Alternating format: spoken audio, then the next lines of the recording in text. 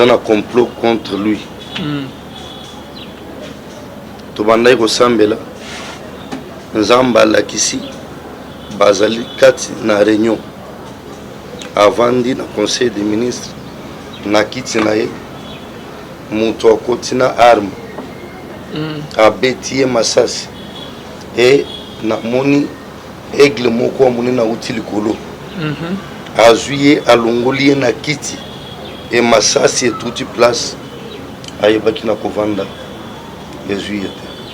Wana na vision ozwaki. Oui, na bana na Nzambe tosambela, il y a un complot qui se prépare contre le chef de l'État. Complot wana ezali bamindele na bandeko na biso. Boyokaki bauti kolobela likambo coup d'État. Mais esili te. Nazo informé bino que complot ezo continuer et bato mabe bazo continuer toujours. Koyeba na travailler na état major na bango pour un jour bayeba na atteindre l'objectif na bango. Mais nazo yebisa bato mabe nyonso Nzambe oyo atie Félix na pouvoir à confondre bino jusqu'au bout, à kosilisa mandat ya liboso, à kozwa mandat ya mibale parce que Nzambe ayebisa biso kazo pesa biso ya azo pesa yango plutôt. Shalom, shalom bien-aimé dans le Seigneur. Merci Nabinonios Toubozo la Nabiso de partout. Merci Naba Oyo. Bakome la Rabiso Basunga Biso Basutena vraiment Moussaloyo. Là je vois les pasteurs faits amis à la bouche autorisée de l'Éternel depuis Zurich. Na filo Moukoya Motema Yabivens de Homo depuis Londres. Pena Maman Gisèle. Lukelo Motema Papa Emmanuel na Boston. Bonzambe na Bonzambe Yesunde Moussou qui si bien-aimé. Toujours na cadre pour informer. Binon na émission Bossipermakas. Rien que la vérité. Qui bonzambe na yo lelo na maloba na maïma talimboka elongo na pasteur Richard au Picasso lobela déjà 6 jours yo. Shalom papa. Shalom. Bonne santé l'homme de Dieu. Tenzame yozo pesebiso magasinde tous ensemble na plateau. Vraiment. Merci beaucoup pasteur Richard. Papa Richard a pas passé tout ça qui est na bo sensu cette émission tellement moi kala. Olobaki que président na biso Félix Tshisekedi Fachi Ada président au Nzambe aponi azali choix ya Nzambe parce que vi ba maramnyo stezo le kaya ba coup d'état oyo ki ango après coup d'état nyonso wana papa eloko nino ko loba nazana isengo ya kuyeba na koloba oyo Nzambe alobaka na yebisaka yo que na 2018 au mois de novembre monde ezana kati ya koningana na RDC toujours comme osumba biloko kolia parce que tozalaki biso nyonso convaincu que Kabila a lâché pouvoir avec facilité et bato nyonso toyebaki que Kabila a imposé biso Shadari comme président de la République. Papa na lobaka ngo ezalaki un vendredi tozana kati ya losambo Nzambe na lola lobaka alobi tangu na ngai ya kosala na RDC ekoki sima élection makile kotanga te ndenge bobangi ezali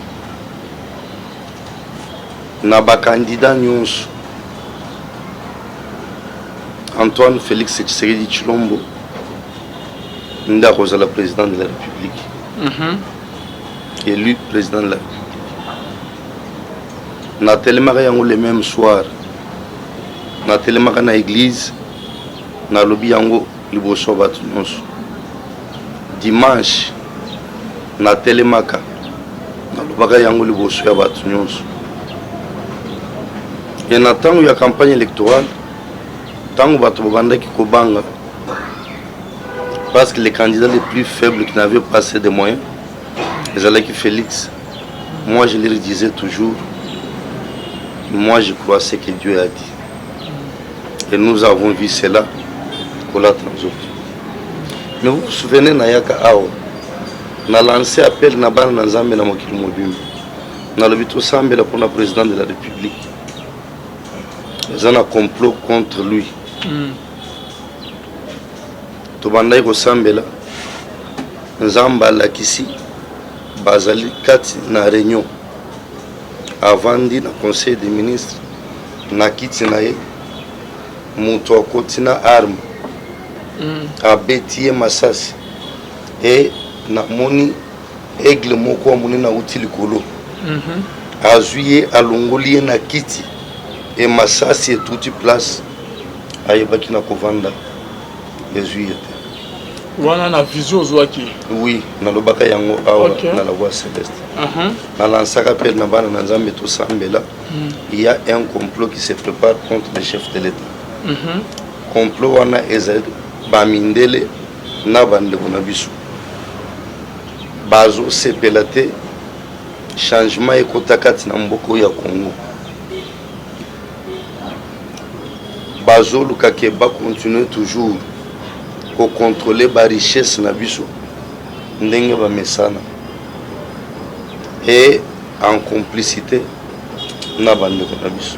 Donc pour l'éliminer ndenge bomaki Kabila père si ok parce que papa tant ozo ba ke changement complet zo c'est un point que babuma fati la vision révélation za ke pa na Nzambe que olobi ke fati azali président au pona ke la changement ba o bazo linga changement ya mboka te ne bazo linga ke ba éliminer par là que voulez-vous dire ozo confirmer que Fatinde a rebongisa mboko changement kozala ou pas parce que bande o muso bazo ba ke fati azo sayelo rote ba promesse na ba promesse kaka papa nalinga kokota na polémique politicienne te ok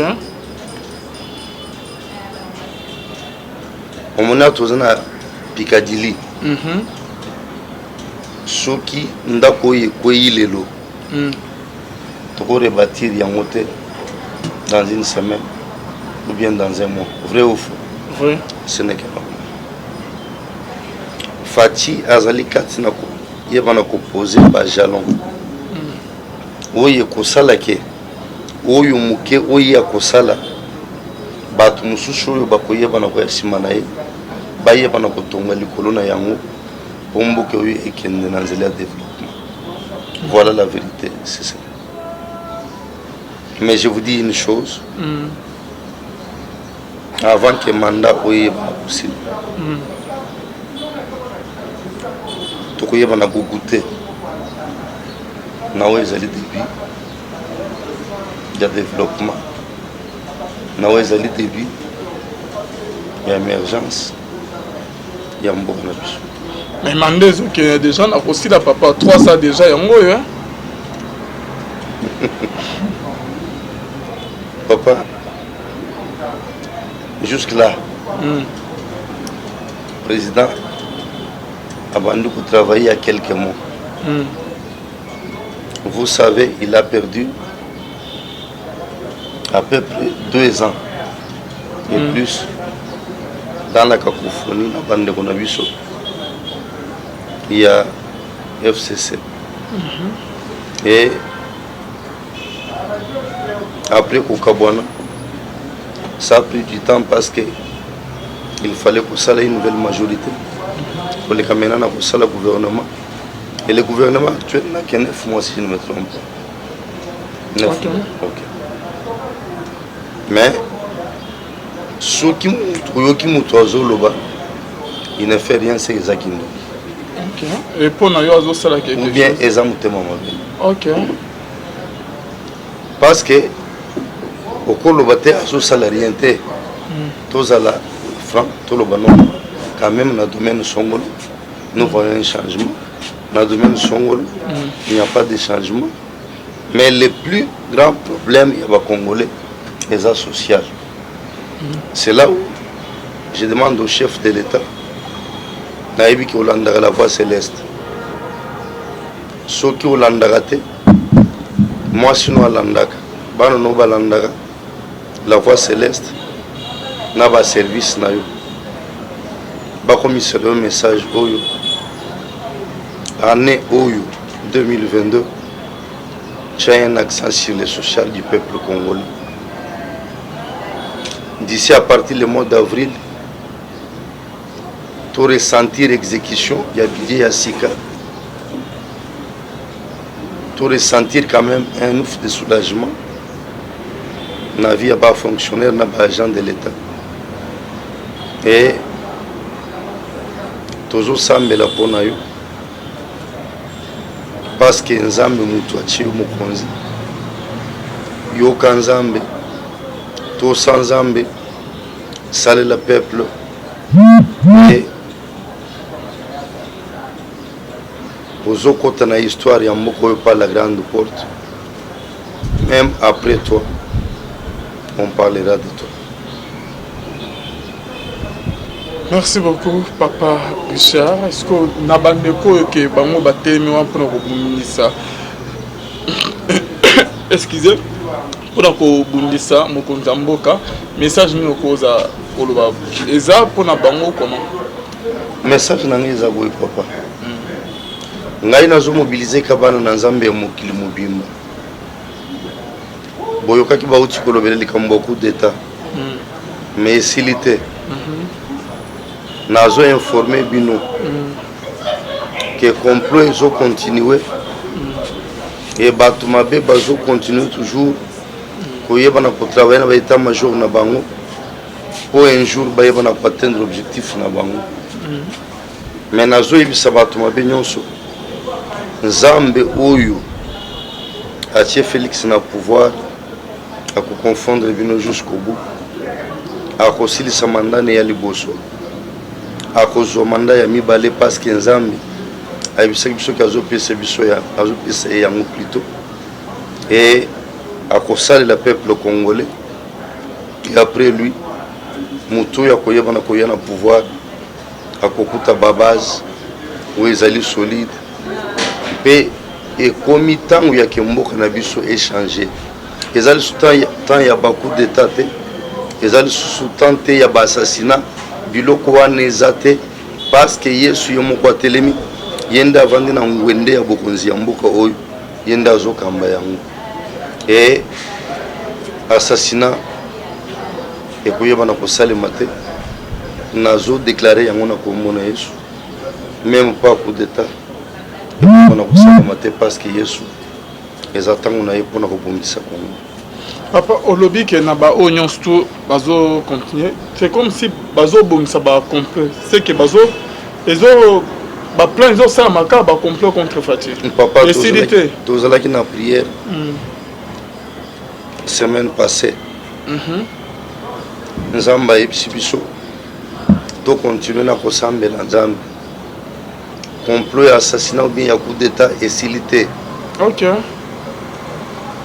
libanda ya mboka mema wana mboka bato mabe baza na kati ya koyeba na kobongisa mabe mpona mboka nzambe alobi biso basali na nzambe biso bana na nzambe tosambela mpona mboka na biso tosambela mpona bakambi ya mboka na biso président de la république gouvernement bainstitution nyonso ya pays tosambela mpona armée na biso nzambe apesa bango victoire na ba menace nyonso ya banguna ezala awa na capitale ezala na intérieur du pays nzambe na lola aza na ngambo na biso la victoire est certaine elongo na yesu. Et papa deuxième point olobi que mokonzi mboka Félix akozwa deuxième mandat ainsi dit l'Éternel oza sûr koyoki vraiment nzambe bien papa papa nayebi ke nayebiso yo likambo oyo Félix nana okokisi ata une année te na bokonzi na plateau oyo nayebisaka yo likambo oyo ke nzambe akopesa mokonzi ya mboka deuxième mandat nzambe alobi yango depuis natambola na nzambe papa nadutaka na elobeli ya nzambe te namonaka miracle ya nzambe.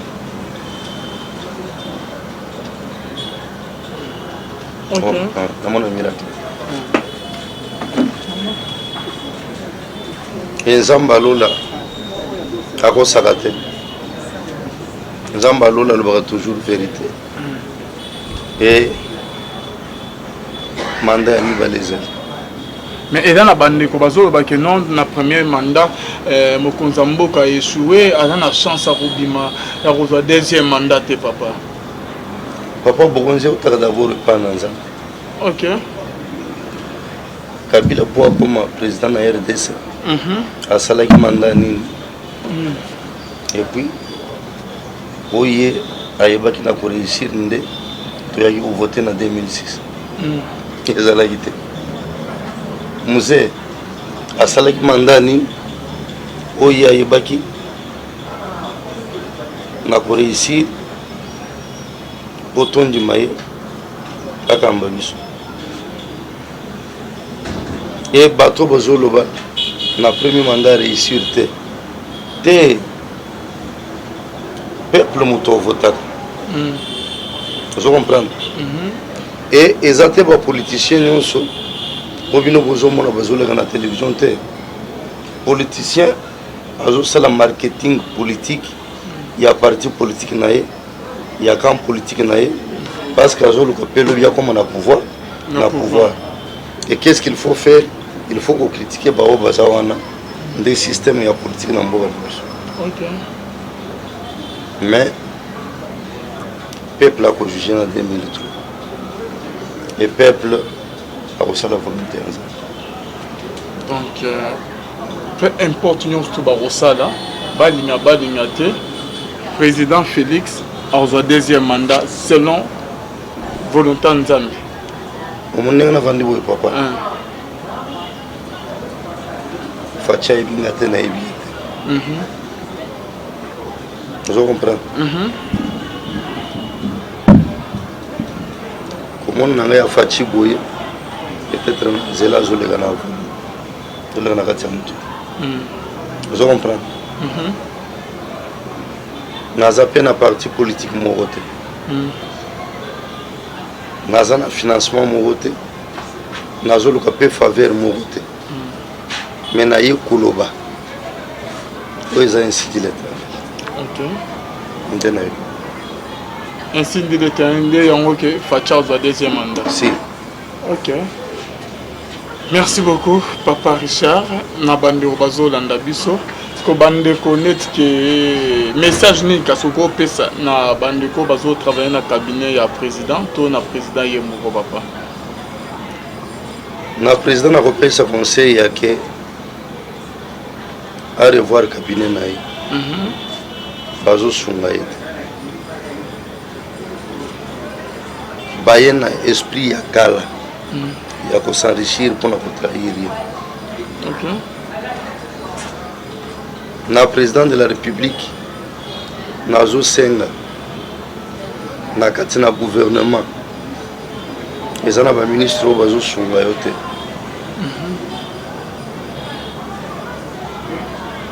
Malgré l'alliance possible, j'ai courage de remplacer Bango par d'autres personnes pour le